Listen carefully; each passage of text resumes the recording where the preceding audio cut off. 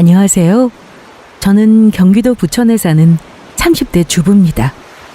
지금은 너무나 다정하고 착한 남편과 저를 많이 아껴주시는 좋은 시부모님을 만나 아이 하나 낳고 행복하게 살고 있어요. 결혼을 34이라는 적지 않은 나이에 했는데 너무 감사하게도 아기 천사가 바로 찾아와줘서 아이 키우는 재미에 흠뻑 빠져 있답니다. 제가 평소 다른 분들 사연을 많이 귀담아 듣는 편인데요. 그 중에서 못된 시어머니 얘기만 나오면 그렇게나 공감을 하는 편입니다. 왜냐면 그때마다 결혼 잘못해서 신세 망칠 뻔한 경험이 떠올라서입니다. 저는 지금의 남편을 만나기 전에 결혼까지 할 뻔한 남자가 있었습니다. 결혼까지 생각했으니 당연히 서로 좋아한 건 맞습니다. 하지만 그 남자와 해피엔딩으로 끝나지는 못했어요. 흔히 하는 말로 결혼은 인연이 따로 있다고 하죠. 하지만 그 사람과 파혼하게 된 걸 단순히 인연이 아니어서라고 생각하지는 않습니다. 누가 됐든 저와 파혼한 그 남자와 인연이 되어 결혼한다면 그 여자가 너무 불쌍할 것 같아요. 저는 헤어진 전 남자친구는 그 누구와도 인연을 만들지 말고 혼자 살기를 간절히 바라고 있습니다. 제가 전 남자친구와 파혼한 건 그 집 엄마, 그러니까 예비 시모가 될 뻔한 아줌마 때문이었습니다. 내 곁에 남을 사람을 알아보는 방법은 내가 힘든 상황에 처했을 때 남아있는 사람을 보면 된다고 하죠. 내가 힘든 상황이 되니 결혼 앞두고 험한 말을 내뱉던 그 아줌마와 거기에 동조하던 전 남자친구를 보니 미련 없이 오만정이 떨어지더군요. 결혼 전 그 집안 사람들 실체를 안 것이 천만다행이라고 생각합니다. 하늘이 도운 파혼이라는 말 간혹 하는데 저의 경우가 바로 그 말이 딱 맞는 경우입니다. 왜냐면 제가 한참 결혼 준비를 하는 도중에 친정아빠가 돌아가셨어요. 둘째 딸이 행복한 결혼을 하길 바라셨던 우리 친정아빠였는데 갑작스레 돌아가시는 바람에 마지막 인사도 못했습니다. 대신 돌아가시면서 저에게 불행한 결혼하지 말라고 확실하게 도와주고 가셨어요. 저는 그래서 하늘이 도운 파혼이라고 생각합니다. 파혼했지만 지금 남편과 결혼해서 행복하게 사는 모습을 아빠가 분명 지켜보시며 좋아하실 거라고 믿고 있어요. 다른 집 아빠도 그렇겠지만 우리 아빠는 정말 다정한 분이셨고 큰 결정을 내릴 때는 늘 올바른 조언을 해주셨던 분입니다. 한 가지 기억나는 게 있다면 제가 결혼할 사위감 소개해준다고 했을 때 저를 믿는다고 하시면서도 이런 당부를 해주셨어요. 사람이라는 게 그래. 서로 좋고 잘 나갈 때는 옆에 있는 일이 어렵지 않지. 근데 안 좋은 일 있거나 힘들 때 배우자에게 힘이 돼줘야 하는 거다. 우리 딸한테 만나는 사람이 그런 존재니? 아빠는 다른 거 안 바라고 늘 너 옆에서 힘이 돼주는 사람이면 좋게. 물론 너희들이 먹고 살기 충분할 만큼 돈도 잘 벌면 더할 나위 없긴 하겠지. 엄마랑 아빠도 사위감 보면 마음에 드실 거야. 아빠는 술 잘 마시는 사위가 좋다며? 그 사람 술 진짜 좋아해. 아빠는 우리 집안에 아들 없어서 서운했을 텐데 아들 하나 얻는다고 생각하면 되겠다. 술 좋아하는 사람 치고 나쁜 사람 없다니까. 아빠는 딱 보면 안다. 나는 우리 딸이 더 있다가 결혼하면 좋겠지만은 어쩌겠어. 결혼도 다 때가 있는 거니까 가고 싶다고 할 때 보내줘야지. 조만간 날 잡고 데려와라. 제가 그 당시 결혼까지 생각할 정도로 좋아한 남자친구는 저와 2년 넘는 시간을 연애했습니다. 그런데 결국은 그 사람과는 결혼을 못했고 고작 9개월 사귄 지금의 남편과는 결혼해 아이까지 낳고 살고 있으니 사람 일은 정말 모르는 거다 싶네요. 우리 친정 부모님은 딱히 까다로운 분들은 아니셨어요. 자식이지만 마음대로 휘두르지 않는 분들이셨고 모든 일에 제 의견을 존중해 주셨습니다. 자식 결혼에도 둘의 사랑을 제일 우선시하는 분들이었죠. 저는 언니가 하나 있는데 언니는 그 당시 이미 결혼을 해서 2살짜리 예쁜 조카도 있었습니다. 어쩌면 언니가 너무 행복하게 사는 걸 봐서인지 저는 결혼에 대한 환상도 있었던 것 같아요. 언니는 플로리스트이고 형부는 미술학원을 해요. 둘이 큰 돈은 벌진 않지만 정말 예쁘게 잘 삽니다. 언니랑 형부가 만난 건 봉사단체에서였대요. 둘이 불꽃처럼 반해서 만난 지 1년 만에 결혼했습니다. 언니가 연애한다는 건 알고 있었지만 갑자기 결혼한다니까 조금 놀라긴 했어요. 그런데 상견례 때 보니 언니 시부모님 되시는 분들이 2분 다 청각장애가 있으셨습니다. 저는 몰랐지만 우리 부모님은 이미 알고 계셨더라고요. 우리 부모님이지만 제가 정말 존경하는 이유가요.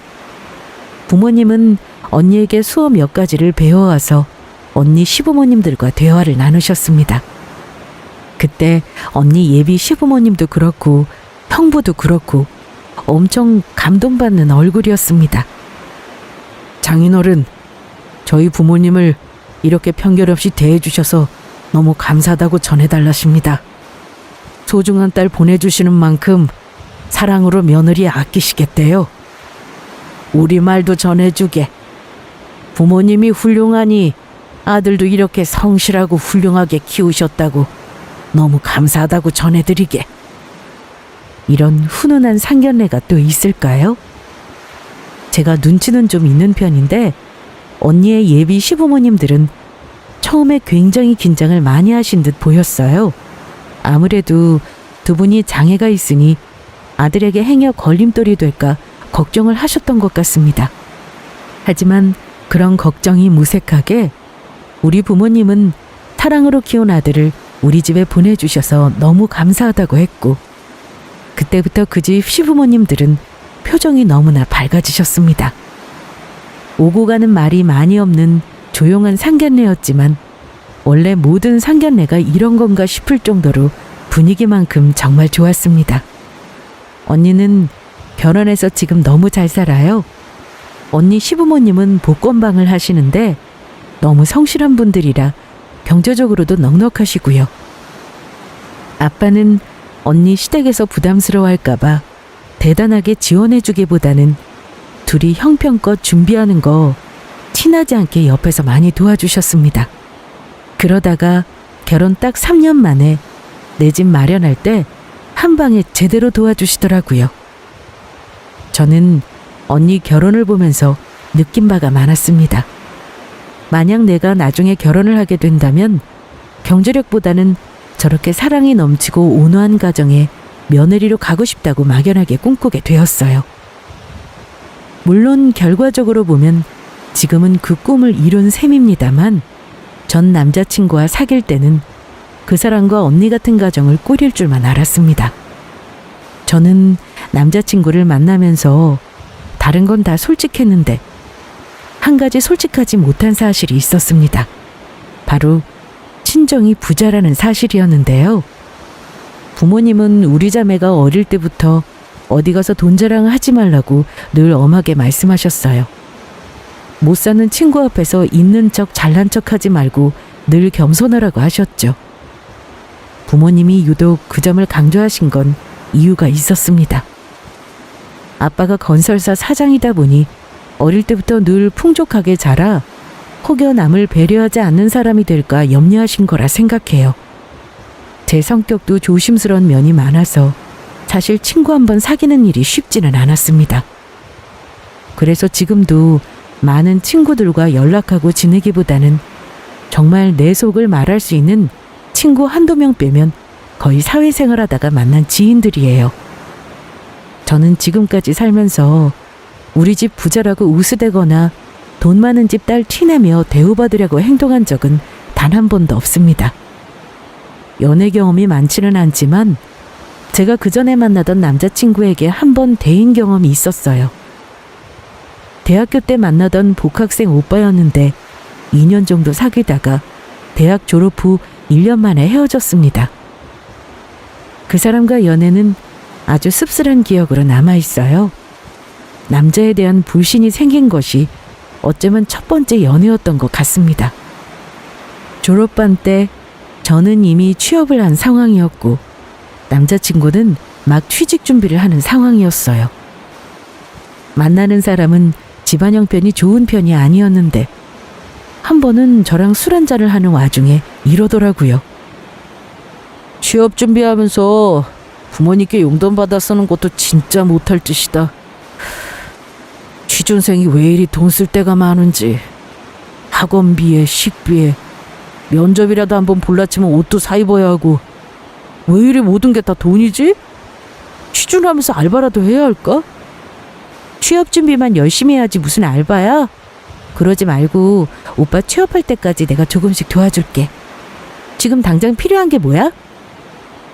글쎄, 일단 다음 주에 면접이 있으니까 일단 양복 한 벌 정도? 돈 걱정을 하는 그 사람이 좀 안 됐더라고요. 저는 인턴 사원이지만 월급도 받고 있었고 사실 돈 쓸 데가 많지 않았습니다. 그래서 남자친구가 필요하다는 거 도와줬어요. 양복도 아울렛 말고 백화점 가서 신상으로 한 벌 사줬고요. 남자친구는 제가 직접적으로 말하지는 않았지만 제가 어느 정도 사는 집 딸이라는 걸 눈치채고 있었던 것 같아요. 처음에는 미안해하더니만 어느 순간부터는 저의 도움을 당연하게 여기고 고마워하지 않았습니다. 그 연애의 결말은 어찌 되었을지 짐작하시나요? 어느 한쪽이 호구 잡힌 연애는 호구가 버림받는 것으로 끝납니다. 그리고 자기가 무슨 짓을 했는지 뒤늦게 깨닫게 되죠. 황당하게도 전 남자친구는 취업에 성공하고 나서 같은 입사 동기와 바람이 났습니다. 우습죠? 그때 배신감에 치를 떨면서 거의 1년 동안 다른 사람을 만나지 못했어요. 바람 피운 놈치고 잘 되는 꼴 못 봤다고 주변에서 위로를 많이 해줬지만 그 사람은 아무 일 없이 잘 살더라고요. 그 꼴 보면서 아, 그런 말도 옛말이구나 했죠. 그때 상처받은 일로 저는 다음번에 사랑을 한다면 내 것을 다 엎어주고 희생하는 사랑을 절대 하지 않겠다고 다짐했습니다. 그 후 3년 만에 만난 사람이 하필 파혼한 사람이라니. 저도 연애운은 정말 지지리도 없고 사람 보는 눈도 없나 봅니다. 아무튼 결혼 절차까지 진행했던 사람이었고 연애하는 동안에는 크게 이상한 건 못 느꼈어요. 다정하고 말 많은 스타일이었고 저에 대해 물어볼 때도 가족관계 이외에 제가 재산이 있는지 집이 잘 사는지 궁금해하지 않았어요. 다만 둘이 번듯한 직장 있고 결혼할 만큼 모아놓은 돈이 있으면 된 거 아니냐 하는 마인드였습니다. 사귄 시간은 2년 남짓으로 길지는 않았지만 그 전에 저에게 바라기만 했던 남자를 만나다가 이 사람을 만나니 너무 배려받는 느낌이고 좋았습니다. 둘 다 직장인이다 보니 연애하면서 매일 만나지 못했고 주말에 만나는 게 다였으니 2년 연애했어도 같이 한 시간이 길지는 않았습니다. 그러다가 2년째 결혼하자는 그 사람의 청혼을 받았어요. 이때까지는 여느 연인들과 다를 바가 없었습니다. 하지만 결혼이라는 건 연애와는 또 다른 문제더라고요. 현실적인 문제를 생각해야 하니까 양가 인사드리기 전에 먼저 경제적인 부분을 서로 솔직하게 말하자고 제가 먼저 말했습니다. 연애하면서 결혼 얘기가 나오면 남자친구는 늘 하던 말이 자기는 부모님께 부담을 주고 싶지 않다고 했습니다. 지금껏 키워주신 것만 해도 고마우니 결혼만큼은 최대한 자기 힘으로 하고 싶다고 그동안 열심히 살았대요. 저도 그 말에 동의했고요. 금전적인 건 솔직해야 하니까 말 나온 김에 얘기할게. 내가 외동아들이긴 한데 우리 부모님이 노후자금으로 나 장가 보내게 하고 싶지는 않아. 그 자리에서 자기가 모은 돈을 통장까지 까서 보여주더라고요. 그 금액이 1억 정도였습니다. 저는 그 돈보다는 돈이 더 있었어요. 청약받아 놓은 아파트도 있었지만 그걸 전매할지 놔둘지 고민 중이라 말하지 않았습니다. 그러면서 남자친구가 넌지시 묻더라고요. 혹시 너는 집에서 도와주실 수 있는 여력이 될까? 우리 집은 없지만 혹시 너희 집은 우리보다는 여유 있을지 모르니 물어보는 거야. 아니, 나도 오빠가 보태는 정도는 여력이 될 것 같지만 우리 집에다가는 딱히 도움받을 생각은 없어. 나중에 살다가 정말 도움이 필요하면 그때는 또 모르지. 그래도 결혼할 때 도와주시면 더 좋기는 하지. 그냥 혹시나 해서 물어본 거야. 아무튼 너희 집에서도 많이 보태주는 건 어렵다는 거지? 그래서 각자 모은 돈을 얘기해서 결론 내린 건 반반 결혼이었습니다. 우리 부모님도 언니 결혼할 때 처음에는 두 사람 의견을 존중해 주셨고 나중에 집 살 때 한 번에 도와주셨기 때문에 저도 출발은 언니처럼 우리들 힘으로 하는 게 맞다고 생각했어요. 둘이 가지고 있는 돈을 합치니 서울 근교 전세는 충분히 얻을 수 있을 것 같았고 나머지 비용은 상황 봐가며 절반씩 보태기로 합의했습니다. 예비 남편 집은 얘기 들어보니 못 사는 편은 아니었어요. 외동아들의 부모님 두 분 다 계시고 경기도 일산에서 오래 사셨다고 들었고요. 우리 친정집은 서울이지만 거리가 아주 먼 편은 아니었고 마침 저 다니는 직장 출퇴근도 일산이 용이할 듯해서 신혼집도 일산 근교로 찾아보기로 했습니다. 결혼 준비라는 게 이런 건가 싶을 정도로 그다지 걸림돌이란 게 없었어요. 남자친구가 우리 집에 인사하러 왔을 때 부모님이 당연히 좋아하셨고요. 몇 년 만에 우리 집에 사이가 들어온다면서 아빠가 아끼는 담금주까지 꺼내 기분 좋게 술도 드실 정도였습니다. 남자친구는 우리 집 인사 왔다 놀랐다는 말을 했습니다. 나는 솔직히 너희 집 가보고 조금 놀랐어. 놀라다니? 좋은 의미로 놀란 거야? 너희 집은 가족끼리 굉장히 친근하더라. 사실 우리 집은 외동이기도 하지만 아버지가 장인어른처럼 친근한 편은 아니시거든. 그래? 우리 집 분위기가 그랬단 거지? 나는 다른 집도 다 우리 집 같은 줄 알았는데 아니었구나. 딸만 있는 집이라 더 친근할 수도 있겠네. 암튼 나한테 문화 충격이었다. 너 돈 함부로 안 쓰고 검소하게 봤는데 집에 가서 놀란 것도 있어. 너희 집이나 우리 집이나 고만고만한 줄 알았는데 아니더라. 장인어른이 사업하시는 거 말만 들었는데 생각보다 규모가 크신가 봐. 나한테도 진작 말해주지 그랬어. 특별할 것도 없어. 우리 아빠가 재벌도 아니고 그냥 작게 사업하시는 건데 뭘. 오빠 집이나 우리나 비슷한 수준이야. 그러니까 결혼도 부모님 도움 안 받겠다는 거잖아. 우리 집 재력을 굳이 숨긴다기보다는 굳이 전부 말할 필요는 없다고 생각했습니다. 아무리 남자가 여자한테 바라는 거 없다고 해도 막상 있는 집인 거 알면 기다려 할 수도 있는 거고요. 예전 남자친구에게 호구 잡힌 경험 때문에 오로지 제가 이룬 경제력 외에 부모님의 경제력은 굳이 말하고 싶지 않았어요. 그러고 나서 예비 남편 집에 인사 갔을 때였습니다. 남자친구는 우리 집의 화목한 분위기에 놀랐다고 했던 그 말이 왜 그런 건지 첫날 바로 알겠더라고요. 처음 인사드렸을 때는 부모님 두 분 다 저를 반갑게 맞아주셨어요. 거기까진 좋았습니다. 인사드리고 남자친구 어머님이 차려주신 밥을 먹는데 왠지 모르게 그때부터 좀 위화감 같은 게 느껴졌어요. 그런데 밥 먹으면서 이런저런 대화를 나눈 우리 집과는 달리 예비 시댁은 한마디도 말을 안 하더라고요. 예비 며느리가 인사드리러 온 자리면 보통은 궁금한 것도 물어보는 게 정상일 텐데 시어머니는 식사 자리 앞에서 앞치마도 벗지 않고 시아버지 밥 시중을 했습니다. 예비 시부가 말없이 국그릇 내밀면 국 리필해 오고 물컵 내밀면 어머님이 벌떡 일어나 물 떠오고 그때부터 좀 기분이 별로였어요. 어머님만 그런 게 아니라 남자친구도 밥 먹는 중에 엄마, 나 물 좀. 이러길래 속으로 좀 뜨악했죠.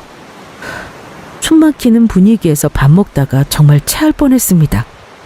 밥 다 드시고 아버님이 거실로 가시면서 사과 하나 깎아라 이렇게 말을 찍 내뱉더라고요. 또 어머님은 공손하게 네 존댓말로 대답하고요. 후식으로 사과를 깎으라며 칼과 사과를 내미시길래 말없이 받아들고 깎았습니다.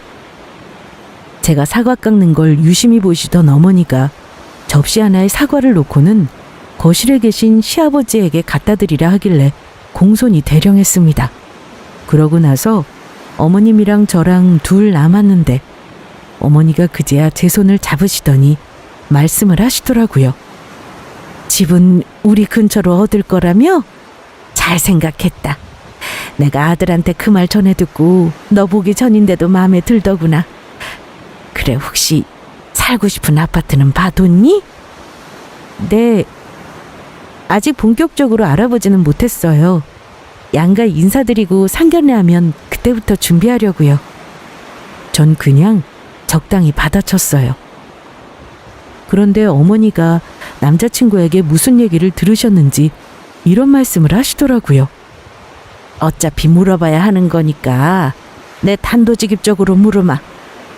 듣자니 네 친정아버지가 사업을 크게 하신다고 아들이 그러더구나. 그럼 집도 우리보다는 여유 있을 텐데 혹시 부모님이 지분 좀 해주실 수 있는 거니? 내가 확실하게 하고 넘어가고 싶어서 그래. 어머니, 저희 부모님이 여유 있는 건 사실이지만 제가 자식이라고 무작정 보태달라고는 못해요. 오빠도 부모님 노후자금 건드려가며 결혼할 생각 없다고 했고요. 어머님 눈에 부족한 게 많겠지만 우리 힘으로 해보겠습니다. 그러자 예비 시모 표정이 좀 어두워지더라고요. 그래? 네 생각이 그렇다면 할 수 없지. 그래도 딸 시집 보내면서 설마 부모가 정말 빈손으로 보내려나? 뭐 그건 나중에 상견례하면서 어른들끼리 논의해보마. 뭐 거기까지도 좋았습니다. 그런데 그 이후 여자는 애 낳으면 살림에 충실해야 된다느니 애가 있는데 여자가 밖에서 일을 하면 가정이 잘 돌아가질 못한다. 그리고 살면서 이래저래 다툴 일 생겨도 여자가 질 줄 알아야 된다. 원래 여자가 적당히 바보가 돼야 가정이 화목하다 이러시더라고요. 전 그 말에 황당해서 대답 안 하고 그냥 잠자코 듣고만 있었어요. 그뿐만 아니라 자고로 여자는 결혼하면 친구도 멀리해야 된다느니 집이 무덤이라 생각하고 집에 붙어 있어야 된다느니 하시는데 솔직히 너무 당황스러워서 대답을 못했어요. 그렇게 얼빠진 상태로 집을 나왔고 남자친구에게 어머님이랑 했던 대화 내용을 그대로 들려주면서 어머님이 이렇게 말씀하시던데 어떻게 생각하냐고 물으니 남자친구는 엄마 말은 그냥 신경 쓰지 말라고 하더라고요. 딱 가부장적인 남자는 하늘, 여자는 땅. 이런 집안에서 자란 외동아들인 남자랑 결혼하려니 불안해지더군요. 연애할 때도 몇 번 그런 부분은 스치듯 얘기한 적이 있었는데 자기는 가부장적인 남자랑은 거리가 멀다고 자신있게 대답했습니다. 그리고 엄마 말이라고 다 듣는 마마보이도 아니라고 했습니다.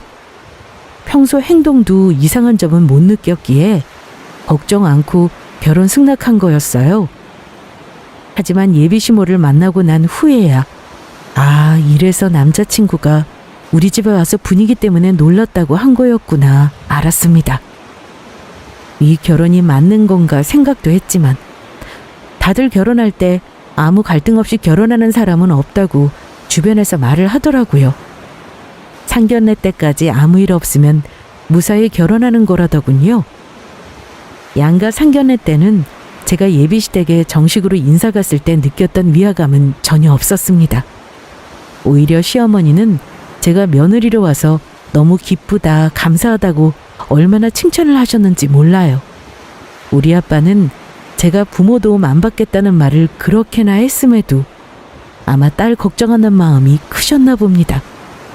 둘 힘으로 결혼한다고 했지만 여력되는 쪽이 우리이니 보태주겠다는 말까지 하셨습니다.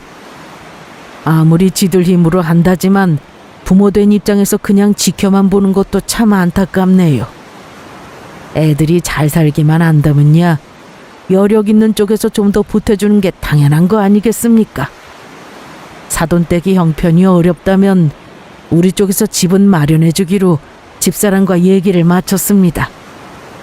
그러니까 혹여 불편한 마음은 안 가지셔도 됩니다. 어머, 그렇게 말해주시니 한결 마음이 놓입니다. 사실 부모 마음이라는 게 그렇지 않습니까?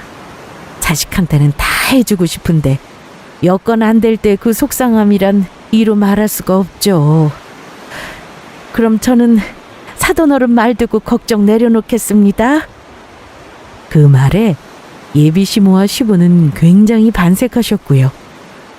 좋은 분위기로 상견례를 마치고 나서 결혼 준비를 본격적으로 시작하게 되었어요. 하지만 상견례는 끝이 아니라 시작이더라고요.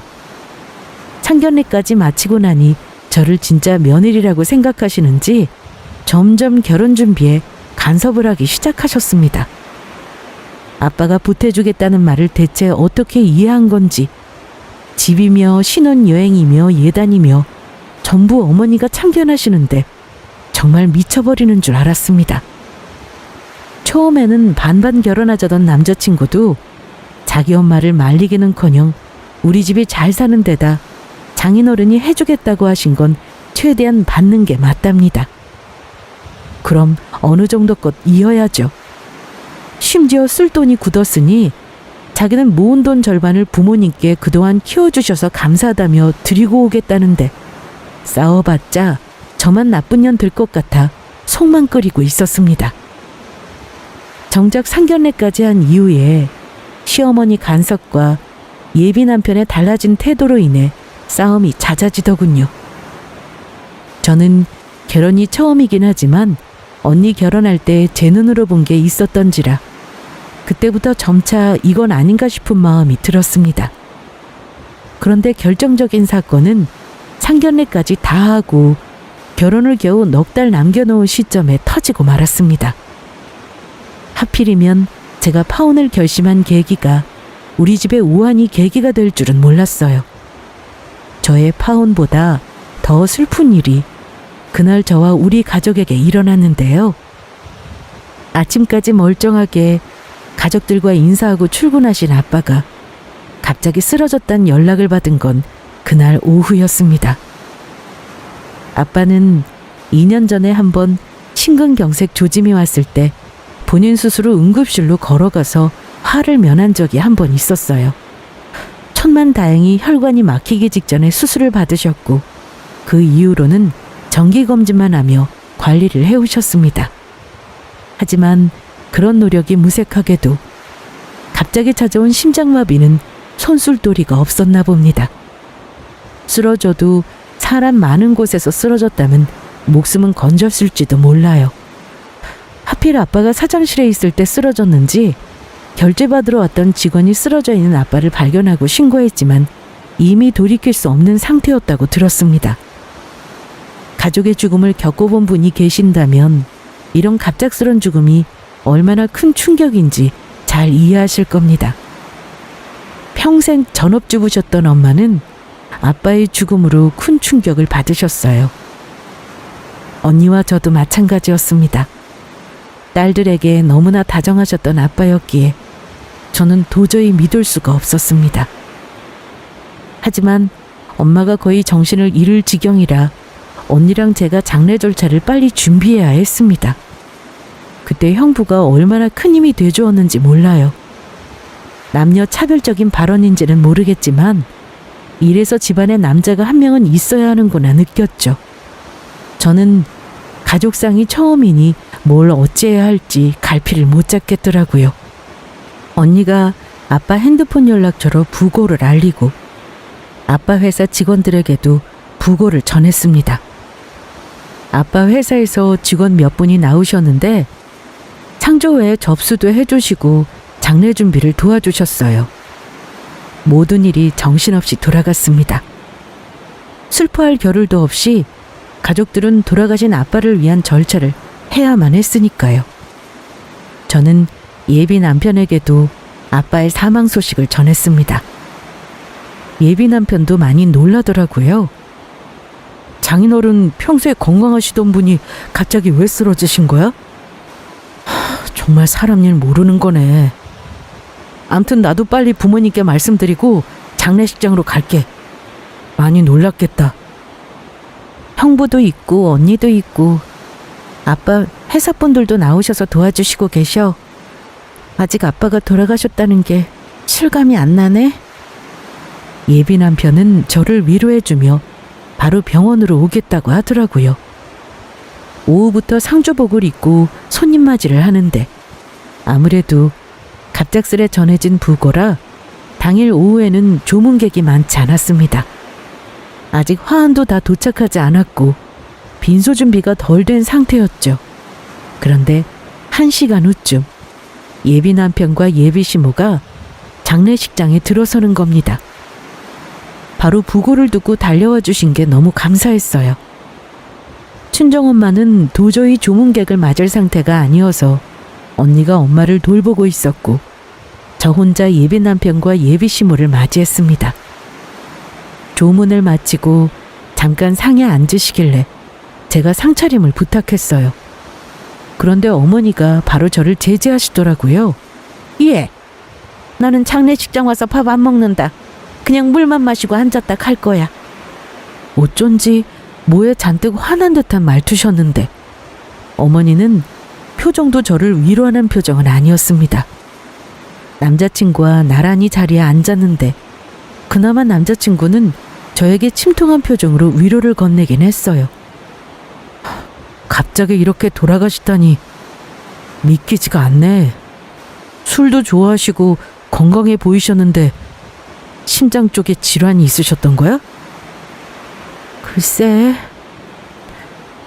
심각한 질환은 아니었고 그냥 2년 전에 스텐트 시술은 한 번 하셨지. 이렇게 갑자기 돌아가실 줄은 누가 알았겠어.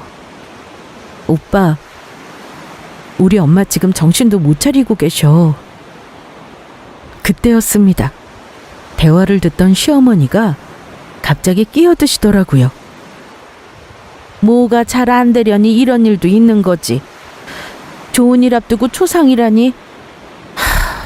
나는 영 마음에 걸리는구나. 이 결혼을 미룰지 해야 할지 엄마가 좀 생각을 좀 해봐야겠어.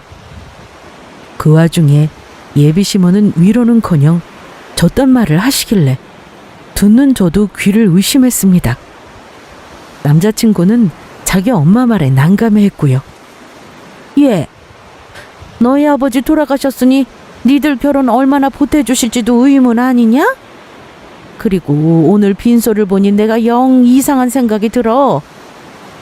갑자기 이상한 생각이 드신다는 말에 저는 무슨 말인지 몰라서 되물었습니다. 네? 어머니, 이상한 생각이라뇨? 무슨 말씀이세요? 그렇잖아. 네 아버지 회사 사장이라고 하지 않았니? 아무리 갑자기 죽었다지만 빈소 차림새가 이게 뭐냐? 그리고 조문객도 없이 이렇게 썰렁한 장례식은 생전 처음 본다. 구멍가게만한 공장하면서 혹시 회사 사장이라고 허풍 떤 거 아니야? 하긴 진짜 있는 집이라면 일산에 전세가 아니라 서울에 자가를 얻어줘야 맞지. 아무래도 나는 이 결혼 못 시킬 것 같구나. 니들 결혼 다시 생각해봐야겠다. 결혼은 일륜지 대사야. 결혼 앞두고 초상 난 거 솔직히 이거 파혼감이다. 너희 집이 잘 사는지도 솔직히 못 믿겠고 은행 다니는 우리 아들 대리사이로 데려가는 것 같아서 나는 이혼사 그냥 안 하고 싶어. 결혼 무르잡구나. 어머니가 다다다다 쏟아내는 말을 듣는데 어이가 없었습니다. 그런데 남자친구는 말리기는커녕 난감하다는 표정을 지으면서도 고개를 끄덕거리고 있더라고요. 어머니, 갑자기 이러시니 당황스럽네요. 저 지금 아빠 장례만으로도 너무 충격이라서요. 그 얘기는 장례 치르고 하시면 안 될까요? 갑자기 머리도 아프고 토할 것 같은 기분이었습니다. 아빠 일만으로도 견디기 힘든데 왜 시련이 한꺼번에 오나 싶었죠. 하지만 어머니는 거기서 멈추지 않았습니다. 예, 장례 치르고 할 말 없어. 오늘 결혼 얘기는 없었던 걸로 하자. 우리가 너희보다 없는 집인 줄 알았는데 오늘 보니 그렇지도 않아. 우리 아들 정도면 너보다는 훨씬 잘해오겠다는 며느리 드릴 수 있어. 그리고 2번 말하지만 결혼 앞두고 초상이 웬 말이니? 찝찝해서 싫다. 더 가관은 남자친구의 말이었습니다. 근데 우리 부모님은 옛날 분이시잖아. 찝찝해하는 것도 이해해주라. 엄마는 아들이 나 하나니 당연히 더 좋은 조건 며느리 바라실 수 있는 거야. 장례식장에서 이러는 건 미안하게 생각해. 근데 결혼 같은 큰일은 엄마 말 들어야 하는 것 같아. 지금 이게 무슨 짓이야? 우리 아빠 돌아가셔서 소식 전했더니 장례식장 와서 내가 이런 말을 들어야 하는 거야? 상견례까지 했는데 조문 가야 하지 않겠냐고 겨우 설득해서 오신 거야. 일단 우리 엄마 말도 일리가 있으니까 장례 끝나고 얘기하자. 어? 자기 엄마 말이 맞다며 개소리를 하는 남자친구를 보니 우리 아빠가 나한테 가시면서 예비시댁의 본색을 알려주시려고 하나 싶더라고요. 그래서 저도 남자친구에게 말했습니다. 장례 끝나고 볼 일 없어. 자기 어머니 말이 일리가 있다니 기가 막히네. 어머니 말대로 해. 우리 결혼 없었던 걸로 하자. 제 말을 들은 어머니는 벌떡 일어나서 장례식장을 나서며 시어머니는 한마디를 더 내뱉었습니다. 아휴, 황환 꼬락서니 하고는. 네 아버지가 무슨 일 하셨는지 모르겠다만 이 정도 집안에 내 아들 못 보낸다. 아휴, 있는 집인 줄 알았는데 속을 뻔했네. 결혼시켰으면 우리 아들 인생 정말 망칠 뻔했잖니. 이러면서 장례식장 밖으로 나가시는 겁니다. 우리 아빠가 들어온 화환으로 아빠 인생을 평가질 하시는 거였죠. 자기 엄마 행동을 말리기는커녕 남자친구는 자기 엄마를 뒤쫓아가더군요. 저는 이미 어머니 입에서 결혼 못 시킨다는 말 나왔을 때 결혼 마음 접었습니다. 하지만 말대꾸 한마디 못한 게 억울할 만한 말은 해야겠다 싶었어요. 그래서 장례식장 밖으로 나가는 그 사람 엄마를 쫓아나왔는데요. 그때 장례식장 입구에 큰 고급 승용차가 서더라고요. 어쩔 수 없이 저나 시어머니는 잠시 멈춰섰습니다. 그러자 차에서 내린 사람이 저를 보더니만 제 이름을 부르셨습니다. 아이고, 서영아, 아저씨 왔다. 어찌 마침 입구에서 딱 만나는구나. 어머니가 상심이 크시지? 갑자기 부고라니. 아저씨가 너무 놀라서 확인 전화까지 했잖아. 어머, 아저씨, 안녕하세요. 와주셔서 감사합니다. 엄마는 아직 경황이 없으세요. 아빠가 너무 갑자기 돌아가셔서 저도 아직 실감이 안 나요. 그래. 나는 지금 들어가 보마. 고급 승용차에서 내린 사람은 아빠의 대학 동기이자 절친한 친구인 아저씨였습니다. 저는 어릴 때부터 종종 보던 분이지만 그분을 보고 예비시모한 남자친구는 눈이 휘둥그레졌습니다. 모를 리가 없었죠. 왜냐하면 고급 승용차에서 내린 아저씨는 바로 언론에 자주 나오는 정치인이셨으니까요. 그런 유명 정치인과 제가 왜 그리 친근해 보이냐는 듯한 얼굴이더군요. 아니나 다를까 제가 아저씨와 인사를 나누는 걸 보고 난 후 아저씨가 장례식장으로 들어가시자 예비시모가 바로 묻더라고요. 예. 근데 왜 천양반이 너한테 아는 척을 한다니? 저 사람 뉴스에서 많이 본 사람인데? 우리 아빠랑 대학 동기신데요. 그건 왜 물으세요? 저희 파혼 얘기랑 마무리 짓고 가시죠. 저 지금 상주인 거 아시잖아요. 아니, 예, 그러니까 저 유명 정치인이 네 아빠랑 알고 지내는 사이다 이거야? 네. 보고도 모르시겠어요? 근데 대체 제가 저분과 알고 지내는 게 왜 궁금하시냐고요. 아까 결혼 얘기 없던 걸로 하자고 한 거나 마무리 지으시죠? 그럼 저 오늘 이후로 우리 결혼 무르는 걸로 알고 있을게요. 저는 어머니와 길게 대화를 나눌 여유가 없었습니다. 아빠 거래처와 지인들이 보낸 근조 화환도 속속들이 도착하고 있었고요. 그런데 화환에 적힌 기업가 이름, 대학교명, 단체명을 예비시모는 가지 않고 계속 곁눈질로 보더라고요. 그때 마침 퇴근 시간이 되었는지 조문객들이 하나둘 장례식장으로 들어오더라고요. 속속들이 들어오시던 조문객들 중 저를 알아보시고 인사하는 분들도 있었습니다.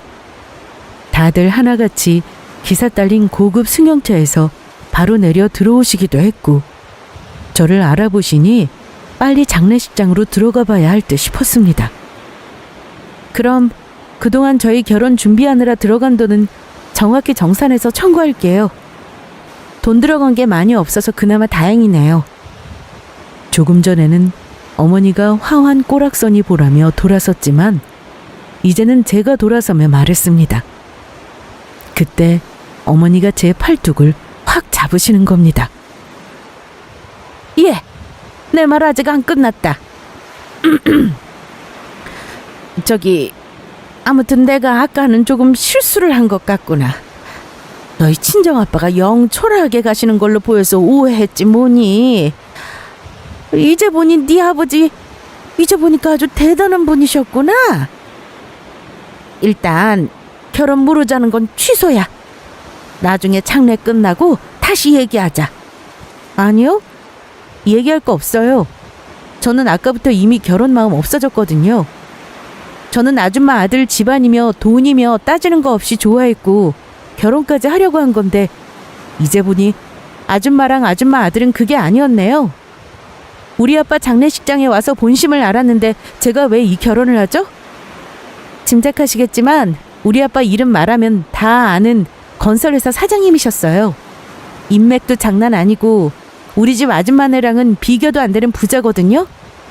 내 돈이 아니라서 굳이 말 안 한 건데 지금 생각하니 잘했다 싶네요. 아줌마 아들이랑은 파혼입니다. 저는 단호하게 다시는 보지 않겠다고 말했고 파혼하자고 했습니다. 그때 옆에 있던 남자친구는 짜증을 내며 자기 엄마를 나무라더라고요. 아, 엄마, 그러게 왜 오늘 이렇게 터뜨리셔야 했어요? 내가 조금만 참으시라니까. 엄마 때문에 나 결혼 깨지게 생겼잖아요. 자기도 정말 사람 할 말 없게 한다. 내 말 잘 알아들었으면 돌아가. 난 너랑 죽었다 깨어나도 결혼 안 해. 우리 아빠가 가시면서 나 결혼하지 말라고 마지막 선물 주고 가시는 것 같네. 이제라도 당신네 본색 알아서 천만다행이야. 다시는 연락하지 마라. 그때 제가 자리를 오래 비우자 걱정이 되었는지 형부가 올라오더라고요. 세 사람 사이 분위기가 심상치 않은 걸 보더니만 무슨 일이냐고 물었습니다. 저제 무슨 일이야? 사돈댁에서 조문 온 거 아니었어? 빨리 내려가서 조문객들 인사해야지. 형부, 저 조금 전에 파혼했거든요. 이 사람들 빨리 가라고 해주세요. 형부는 놀라는 얼굴이었지만 제가 하는 말이 장난이 아닌 걸 바로 알아들었는지 남자친구와 엄마에게 그만 가달라고 했습니다. 그날이 예비시모를 본 마지막 날이 되었고 저는 크게 돈 들어간 거 없이 그 사람과 파혼했습니다. 생각해보면 그 전에 인사하러 갔을 때 찝찝한 마음이 들었을 때가 힌트였던 것 같아요. 아빠가 돌아가신 건 너무 슬픈 일이었지만 딸이 혹여 잘못된 결혼을 할까봐 걱정이 돼서 그날 파혼을 한 게 아닌가 싶어요. 그래서 저는 아빠가 마지막으로 저에게 큰 선물을 주셨다고 생각하기로 했습니다. 장례 끝나고 나서 그 집안 아줌마랑 남자친구가 미안하다는 구차한 말을 하며 결혼을 얘기했지만 저는 가차없이 끊어냈습니다. 결혼 무르자 그랬더니 저보고 어른이 그런 말 한 번 했다고 결혼 무르자니 실망이라고 하더라고요. 그래서 저는 너랑 결혼 안 해서 천만다행이라고 맞받아 쳐줬습니다. 그런 속물 같은 집안에 시집 갔으면 어쩔 뻔했는지. 결혼 준비 과정에서 갈등은 당연히 있을 수 있지만 사람 자체를 저렇게 판단하는 집안과는 애초에 인연을 맺지 않는 게 맞죠. 저는 잘 멈췄다고 생각합니다. 혹시 저처럼 작은 찝찝함으로 결혼을 고민하는 분들이 있다면 제 사연을 들어보시고 한 번쯤 생각해 보셨으면 해요. 내가 가난하든 돈이 많든 귀한 아들딸인 걸 꼭 아셨으면 좋겠습니다. 그리고 파혼하는 거 너무 고민하지 마세요. 이만큼 만났는데, 이만큼 진행했는데 하는 생각이 들면 파혼이 쉽지 않은 선택이긴 합니다. 하지만 그렇게 한 결혼 때문에 앞으로 30년 내 인생이 힘들어질 수도 있으니까요. 결혼이 사랑만 가지고 되는 건 아니더라고요. 저의 오래된 파혼 이야기는 여기까지입니다. 지금은 결혼했고 아이도 있으니 그냥 지난 일을 편안하게 얘기해 보았어요. 다른 분들에게 도움이 되셨길 바라며 사연 마치겠습니다. 감사합니다.